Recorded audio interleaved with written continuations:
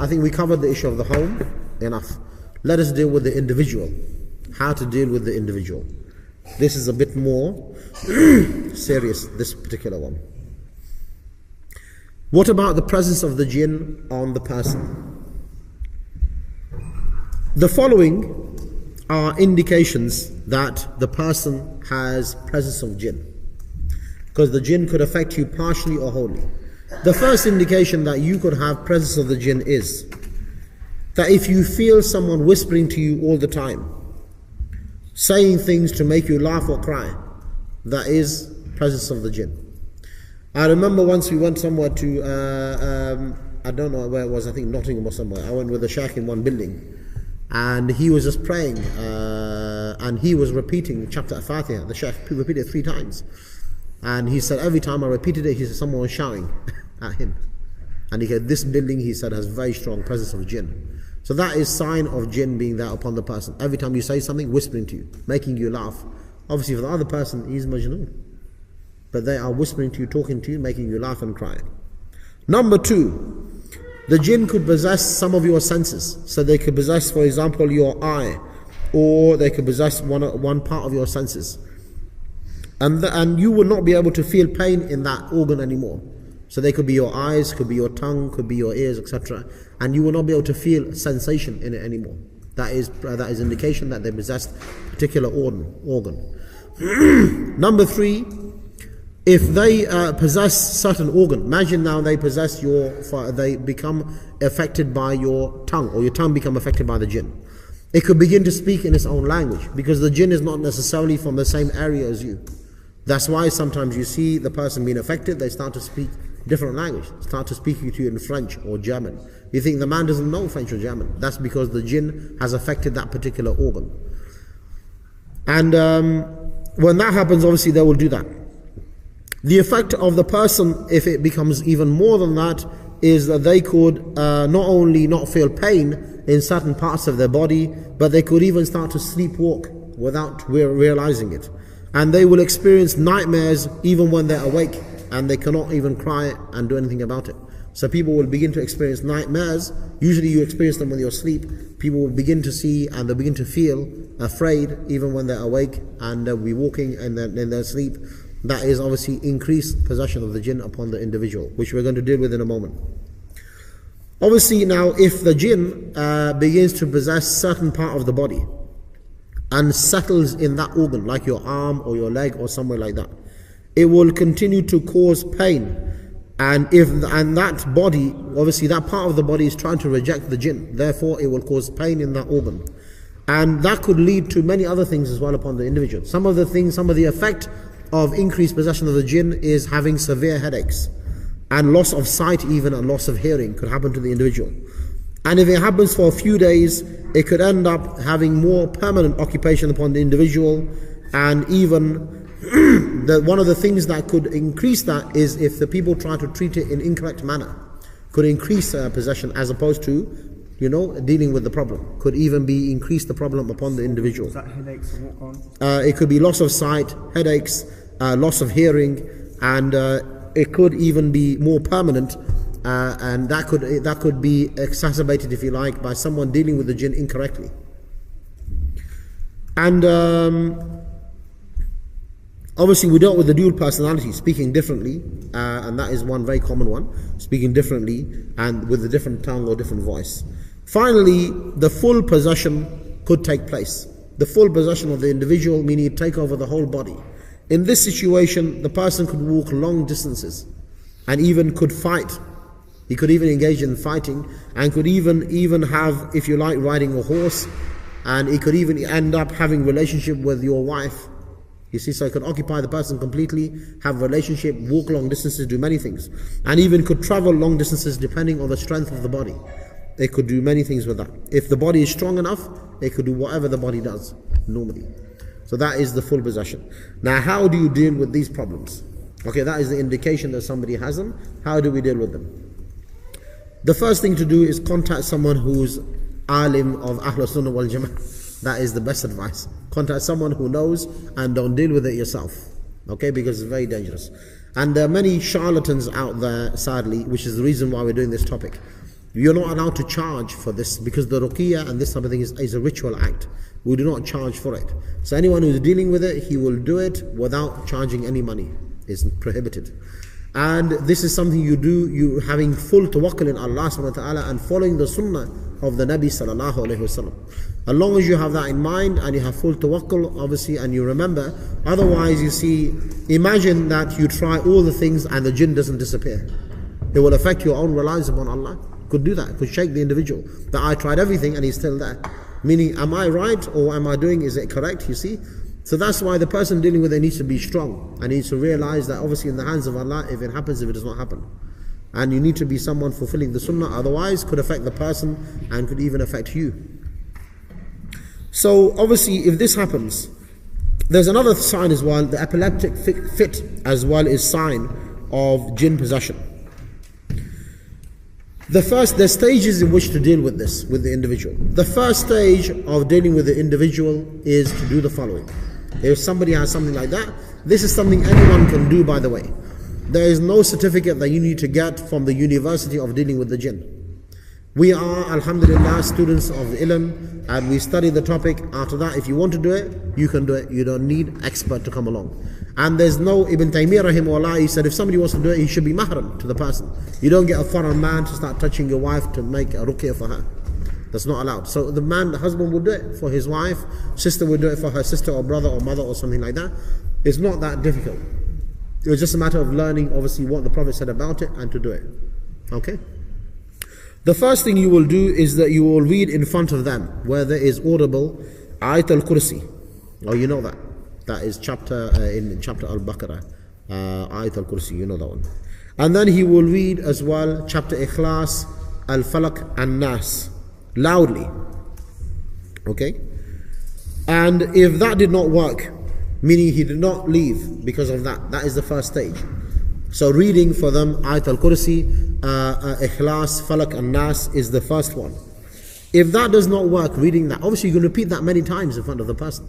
That is the first stage. It's not like once. You can keep doing it, keep doing it, keep doing it. If that did not affect the person, then what you will do is you will read for them Surah Mu'minun. Okay, and this is from the hadith of Abdullah ibn Abbas radiallahu anhu, that he narrated from the Prophet, that you will read for them chapter Mu'minun and recite to them chapter Isra, the last two verses of chapter Isra, and you will recite for them Surah Zalzala.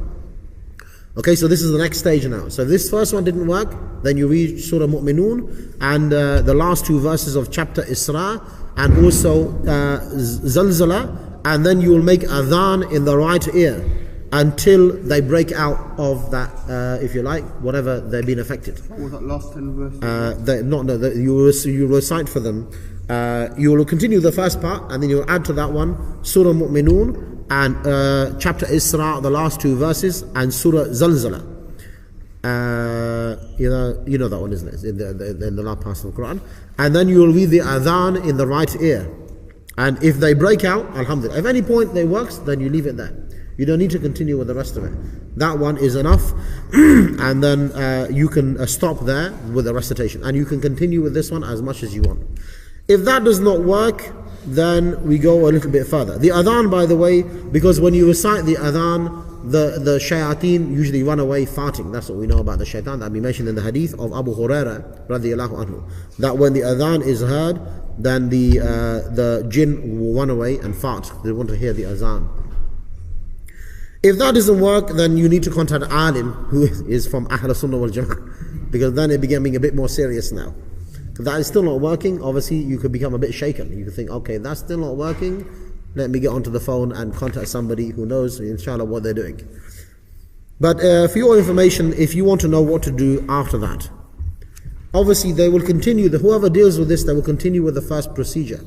And then they will do the following. They will, with their palm, they will, if you not hit the person, but they will, if you like, tap the person with their palm on the forehead and on the chest and on the back, reciting all of the things that we already mentioned. So they will like tap them with the palm, not like punch them in the face. Like I know some people like slapping them and say Nikal Ja. Oh, this kind of, it's not like that. Not some Hindi film, you know. Bollywood, and he's getting the sorti and the cricket bat and everything like that. He said, we killed him because the jinn didn't come out. Now you tap them lightly on the forehead and on the chest and on the back, and you continue to recite. And the number of times is not important. You just continue to do it until they leave. And you could also wipe your fingers on their eyebrow, and you can even wipe from the chest to the stomach as well. You can do that from the chest to the stomach. And you can even blow in the nose, and also put the misik al-aswad, the black misik, because they don't like the misik, the jinn. You can put that as well, around him, near the nose, etc., because that will anger the jinn. Okay? So all of those things can be done there. So I'll repeat that to you. So if that doesn't work, you continue to recite. You will tap on the chest, on the forehead, on the back, continuing to recite. Jazakallah khair. And the number of times, as I said, is not important. And then they will wipe the fingers. You can rub on the eyebrows. You can blow into the nose, and you can, if you like, wipe as well from the chest down to the stomach. All of this is allowed. Obviously, this means that it must be mahram. Ibn Taymiyyah rahimahullah said it must be mahram of the woman. You're not going to have foreign man touching the woman on her chest and stomach and saying, I'm just making ruqyah. It does not work like that. Okay? Just so that the people know, because I say this, I know some of you may think that nobody does that. You will be surprised what people do under the guise of, I'm just getting rid of the jinn. And there's some people that say, anyway, we had some very strange ones, and then people make money of it. Somebody will say, you got 5 million jinn, and I'm going to get rid of one a week at £200 a time. Obviously, he's got a job for the rest of his life, isn't he? This one. And the people like that, sadly, that's why we need to study it at the end of the day. So this one is, if after all of this, the person is still not recovered, he gets up and he starts talking to you with full possession of jinn and different voice, contact someone but that knows what he's doing. Okay? Still, obviously, we're still saying contact someone, alim or talib of ilm, they know what they're doing and experienced in it. Because obviously they could start fighting. Remember, the jinn, if his full possession, could take over the body, could hit you and do things, and it could affect you. Especially if you're not someone, you're quite weak, you don't know how to do the taekwondo or anything like that. You become quite serious. Could give you one of those, you see. My advice, if they do that, do this. If they go like that. That's a good one, brother. What about this? You know what this one? That one? Remember that one? What's that one, brother? I just made that one up. It doesn't exist. Anyway, so if all of those don't work, then that means you have very strong possession of jinn. And you need to go to the third stage, the next stage. Obviously, at this stage, the aqidah could be affected. Somebody could be quite shaken because they did all of that and it never worked. So then you will go on to the following. You will continue with what has been already discussed, and then you will do the following. You will recite certain verses of the Quran. These are the ones that you will recite. You can write them down. If you want to do this one to help the people, it's allowed, no problem. And you can use it part of your da'wah as well, and inshallah will be beneficial. But I will give you the ayat that you need to recite. If none of that works, continue with all of the things that we said, and then recite in audible where they can hear, and continue to do with your hands and on the chest and the forehead and so on. And you recite the following. You recite the verses of nasf, punishment. They are chapter Taha verse 97, and also chapter Taha verse 109. So you'll recite those. Okay? And in addition to that, Taha 97 and Taha verse 109. You will then also recite the ayat of nafsi, the ayat to do with death. Taha 97, Taha 109. Yeah, 109. And you will also recite the ayat of death, which are chapter 3, 185, chapter 4, verse 78, and chapter Jum'ah, verse 8, and chapter Kahf, verse 19. They are the ayat of death that you recite here. 385, 478, chapter Jum'ah, I believe that's 62, verse 8, and chapter Kahf, chapter 18, verse 19.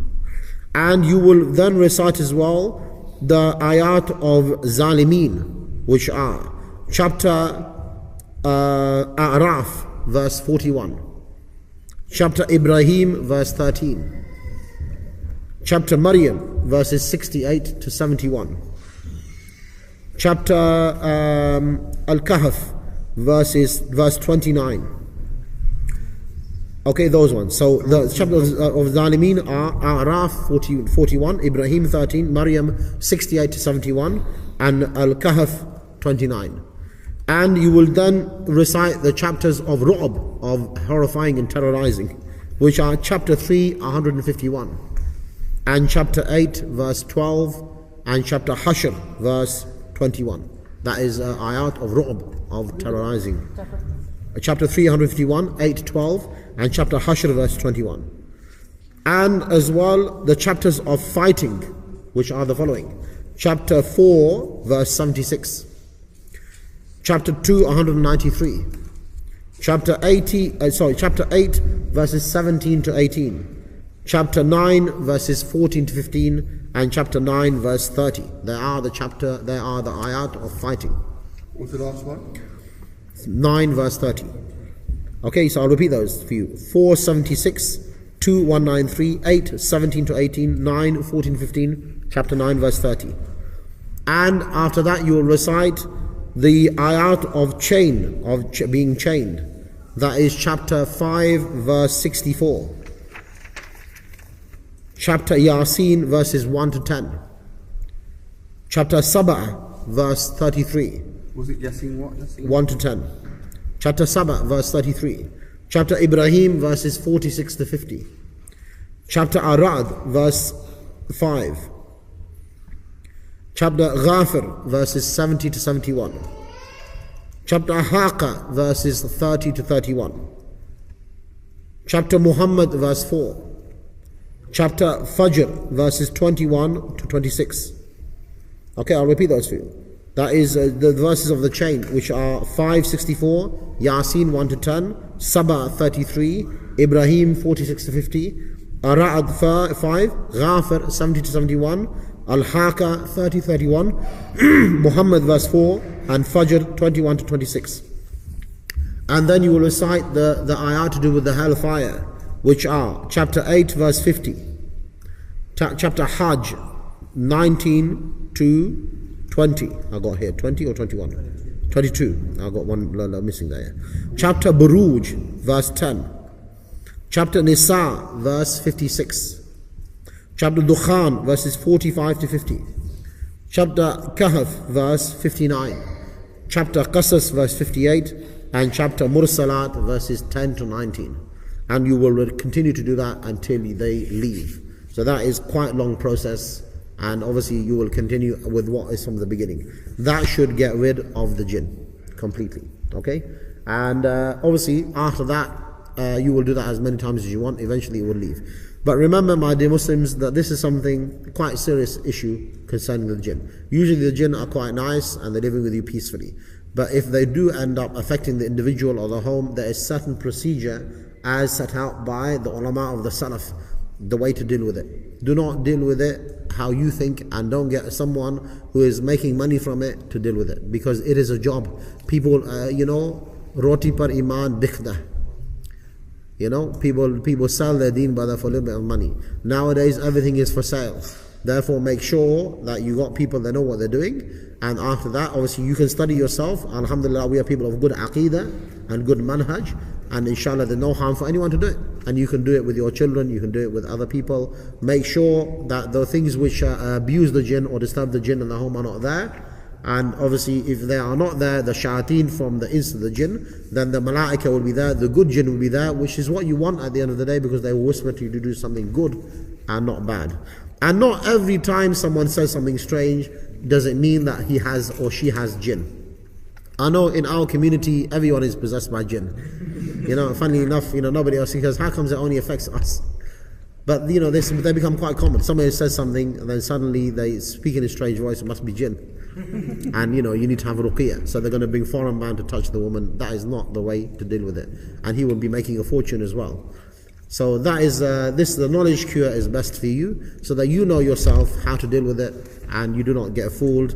And remember, my dear Muslims, that this is something, a ritual act, and the full reliance upon Allah subhanahu wa ta'ala is essential for the person to be good. The strong aqidah, the strong manhaj, and the strong, if you like, tawakkul in Allah while you're doing the action, and after it and upon the result is essential.